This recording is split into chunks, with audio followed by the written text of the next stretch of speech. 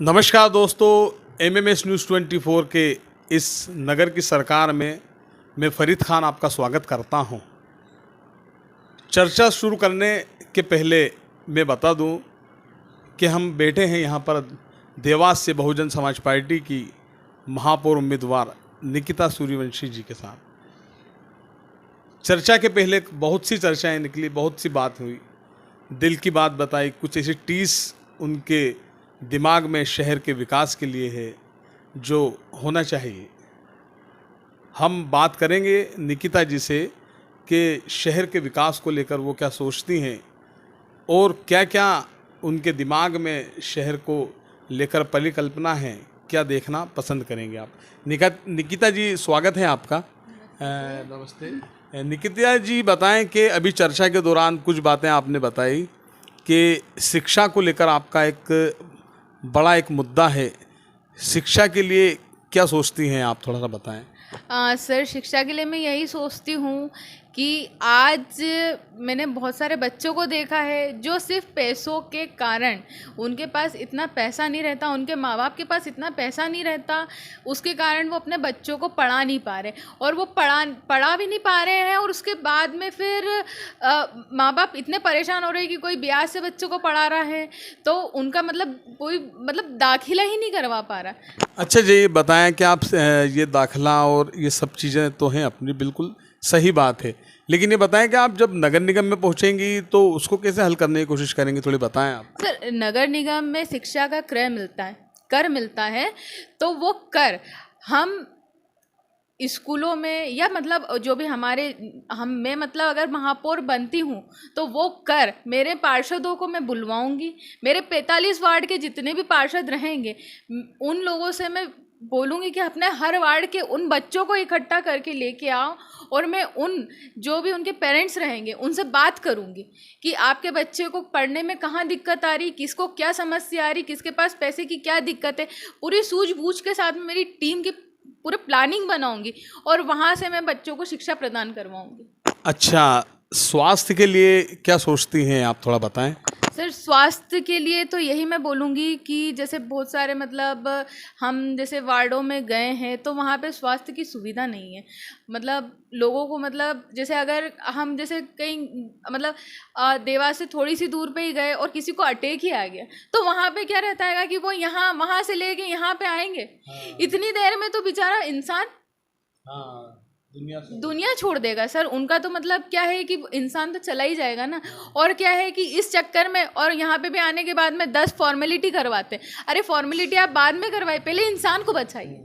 मैं यही चाहूँगी कि स्वास्थ्य केंद्र में खुलवाऊँगी, जगह जगह खुलवाऊँगी ताकि हमारा इंसान ना मरे, क्योंकि हम पैसा तो कमा लेंगे सर लेकिन किसी की जान नहीं बचा सकते और जान सिर्फ डॉक्टर बचा सकता है। और इसलिए हर अच्छे से अच्छा स्वास्थ्य केंद्र खुलवाऊंगी मैं और वहाँ पे अच्छे से अच्छे डॉक्टरों को बिठवाऊंगी मैं। अच्छा, शहर में जो अपने मुख्य हेवी रोड है, यहाँ पर जो देखा आपने तो शहर का विकास तो हो रहा है, यहाँ पर ब्रिज बन रहे हैं। किस रूप में देखते हैं आप जो शहर के ब्रिज बन रहे हैं? सर, वहाँ के व्यापारियों से मैंने बात की कि कहीं पे भी कुछ भी होता है तो अपन चर्चा तो करते हैं कि आज जैसे आप पूछ रहे हैं कि आप महापौर बन रहे हैं तो क्या क्या है, तो वहाँ पे भी मैं गई तो उन व्यापारियों से मैंने पूछा कि सर ब्रिज बनने से आपको लाभ है कि नुकसान है। तो वहाँ के यही बोलते हैं कि मैडम, बोले ब्रिज तो बन गया, इसकी पहली बात तो कोई ज़रूरत नहीं थी, इसमें बोले करोड़ों अरबों रुपए लगा रहे हैं सरकार, बोले और उस चीज़ में अगर ये पैसा कहीं और वो करते तो उससे हमारा देवास का विकास कितना हो जाता। अब वहाँ के व्यापारियों की जो भी ज़मीनें थी, जो भी वो व्यापार करते थे, वो सारा व्यापार उनका दब चुका है। बहुत सारे लोगों ने कोरोना काल में ये था कि कोई भी काम नहीं कर पाया तो बहुत सारे लोगों ने लोन लिया, फाइनेंस पैसे उठाए, सब कुछ किया और आज वो उसी का भरपाई नहीं कर पा रहे। तो सरकार को ये मैं यही कहना चाहूँगी कि अगर आपकी सरकार बनी हुई है तो अभी क्या कर रही है। उन लोगों का देखें ना, आप उनसे पूछिए, अगर आपको ठीक है, आपको वो बनवाना था तो आप एक बार जनता से तो पूछते कि जनता को वो ब्रिज चाहिए कि नहीं चाहिए। अगर हाँ जनता बोलती कि हाँ हमें ब्रिज चाहिए तो आप बेशक बनवाते। अच्छा, ये बताएं कि ये ब्रिज का मामला बताया आपने, शिक्षा का मामला बताया, स्वास्थ्य का मामला बताया, आपकी जो पार्टी है उसे एक विशेष रूप से एक सिंबॉलिक पार्टी कहा जाता है कि वो एक वर्ग विशेष के लिए काम करती है। तो क्या आप भी इसी के लिए निकली हैं या सच्चाई क्या है, थोड़ा बताएं आप। नहीं नहीं सर, मैं सिर्फ ये है, मैं इंसान को अहमियत देती हूँ। मेरे लिए मैं हाँ पार्टी से जुड़ी हूँ, मैं चुनाव लड़ रही हूँ। मैं चुनाव इसलिए लड़ रही हूँ क्योंकि मैं एक महिला हूँ और महिलाओं के लिए मैं आगे आ रही हूँ। आप ठीक है, मैं बोलना तो नहीं चाहूँगी, लेकिन ये है कि मतलब दूसरी जो महिलाएं उठी हुई हैं, तो ठीक है वो महिलाएं हैं, लेकिन उनके पीछे काम दूसरे ही करेंगे, वो महिलाओं का ध्यान नहीं रखेंगे। अगर उन्होंने बोल दिया कि हम, अगर कोई महिला ही चली गई तो वो महिला डायरेक्ट उनसे बात करेंगे? नहीं, उनके जो भी पीए वगैरह रहेंगे वो बात करेंगे, उनके हस्बैंड रहेंगे वो बात करेंगे, या जो भी मतलब उनके मतलब जो जो उन्होंने पार्टी से खड़े किए हैं वो लोग एक बात करेंगे। वो खुद तो कोई सेल्फ डिपेंडेंट है ही नहीं ना सर। वो अब वो क्या बोलेंगे? आप अगर मेरे पास में आए, आप किसी को लेके आए कि मैडम हमको ये काम करवाना है, तो मैं किसी से पूछूंगी नहीं। नहीं, आपकी जो पार्टी है बहुजन समाज पार्टी, वो बताएं आप थोड़ा सा। Bahujan Samaj party, BSP party, मैं सिर्फ यही कहना चाहूँगी कि आप उसको बहुजन समाज पार्टी बोल रहे हैं, लेकिन इसे जातिवाद का मुद्दा ना बनाएं। क्योंकि गरीब, हम ये नहीं बोल रहे हैं कि हम कई मतलब जातिवाद फैला रहे हैं, या मतलब हम ये बोलेंगे कि सिर्फ हम बहुजन समाज को ही मतलब हम बढ़ाएंगे आगे।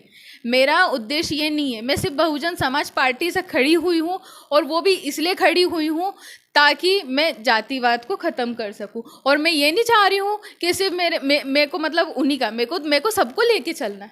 आज अगर मैं महापौर बनती हूँ तो मैं ये थोड़ी बोलूँगी कि मैं सिर्फ बहुजन लोगों का ही करूँगी काम। मेरे लिए क्या दूसरे नहीं है? मैं तो इंसान को देख के काम करूँगी ना। मैं तो सभी का, आप आ जाएंगे तो आप यही बोलोगे कि अरे मैडम बोले मैं तो बहुजन नहीं हूँ, आप मेरा काम नहीं करेंगे। तो मैं सर क्या नहीं करूँगी आपका काम? मैं आज उठी क्यों हूँ? मैं अगर मुझे ये करना रहता तो मैं सोशल वर्कर के हिसाब से भी कर सकती थी, लेकिन आज मैं आगे ही हूँ। आज मैं खुद आगे आई हूँ। मैं इसीलिए आई हूँ ताकि सबकी नज़रों में आ सकूँ, और ताकि जो लोगों ने गलतफहमी पाल के रखी है कि जो जातिवाद की, बहुजन समाज के जो लोग हैं वो जातिवाद फैलाते, तो वो जातिवाद नहीं फैला रहे। मैं मेरी खुद की गारंटी लेती हूँ कि मैं जातिवाद के खिलाफ हूँ। मैं जातिवाद को मैं कभी बढ़ावा नहीं देती हूँ, और मेरे लिए सारे हिंदू भाई, मुस्लिम भाई सब एक समान है। मेरे लिए सिर्फ इंसानियत ही प्राथमिकता है। मैं ये नहीं बोलती हूँ कि मेरे को हाँ बहुजन समाज के लोगों से ही ये है कि मुझे हिंदू से है कि मुझे मुस्लिम से, मुझे सिर्फ इंसानों से मतलब।